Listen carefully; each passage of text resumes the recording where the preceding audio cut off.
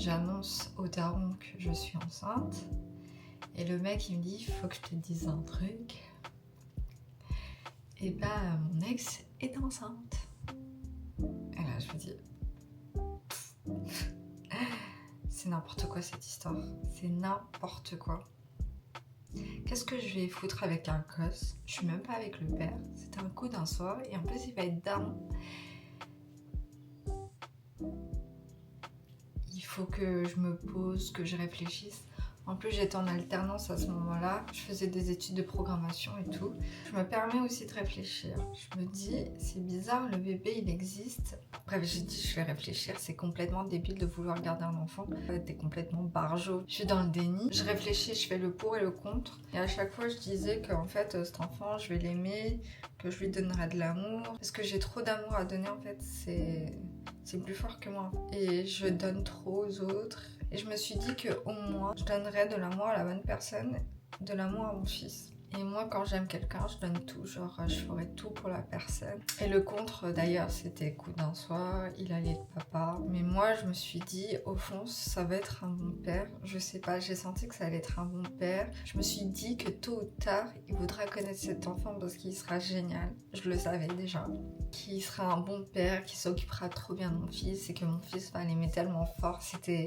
J'avais cette vision-là et je savais que j'allais pas me tromper. En fait, j'étais tellement sûre de moi. Je sais pas comment, mais j'ai écouté mon cœur. Et je suis partie en road trip pendant 2 semaines pour réfléchir. Et donc je me suis dit, vas-y, je me prends 2 semaines, je vais faire ce que j'aime et tout. Et je vais voir si ça me manque. Du coup, je suis sortie, j'ai date des gars, j'ai fait la fête, j'ai kiffé ma life. Mais d'un côté, je faisais toujours attention à mon petit ventre et tout. J'avais peur qu'il lui arrive quelque chose. Parce que les premiers mois, il faut toujours faire attention. Et là, j'ai su que je voulais le garder. Ensuite, je rentre chez moi et tout. Et il y a ma mère qui rentre dans ma chambre et tout. Et qui me dit, alors tu vas avorter ou pas? Alors que je lui ai rien dit. J'ai fait, je sais pas. Genre, laisse-moi tranquille. Le lendemain matin, avant qu'elle parte au travail, genre à 5h du matin, elle m'a dit Rosa, on va élever cet enfant ensemble. Peu importe ce que veut le daron, on s'en fout. Je vais t'aider. Et là, je savais que je pouvais pas avorter. Que, en fait, si... Alors, pardon. Je savais que si j'allais avorter, j'allais genre mourir dans le sens où j'avais plus aucune raison de vivre. Et que c'était soit lui, soit je me suis dit, mais à quoi bon vivre si je peux pas garder cet enfant alors que j'ai de l'amour à donner, que j'avais un toit, de quoi le nourrir, je savais que j'allais le rendre heureux. Je me suis dit, ok, let's go. Let's go. Et je me suis dit que j'allais voyager avec lui. J'ai énormément adoré ma grossesse. J'étais tellement heureuse. C'était un sentiment incroyable, magique. J'avais l'impression qu'il était là pour me dire putain, Rosa, keep going, tu vois, la vie vaut la peine d'être vécue. J'ai arrêté l'alternance, je me suis mise au chômage. Quand j'ai su que c'était un garçon, ça m'a encore plus rassurée de me dire j'ai fait le bon choix.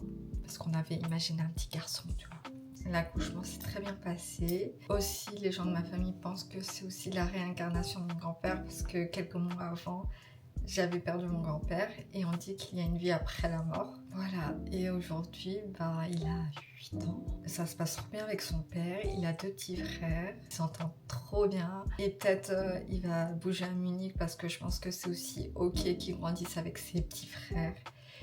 Et je crois que c'est important aussi de profiter de son enfance et j'ai pas envie de lui priver de ça, donc je vais faire en sorte qu'il puisse vivre à Munich et être proche de son père et de ses petits frères. Je sais pas comment je vais faire, mais je vais essayer tout en faisant ce que j'aime. C'est une histoire folle. C'est pas un truc que j'aurais fait avec n'importe qui, avec n'importe quel mec. Je savais que ce mec-là allait être un bon père, je l'ai senti. En fait, je ressens les énergies des autres. C'est pas grave si on n'est pas ensemble. Voilà, il n'y a pas de règle pour moi. Je fais les choses avec le cœur et pas avec la raison. Parce que suivre la raison, quel est l'intérêt de vivre en fait?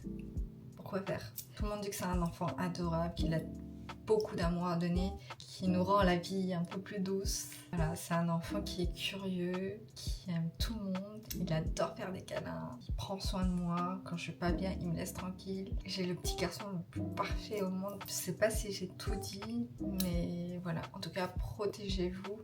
Faites pas comme moi.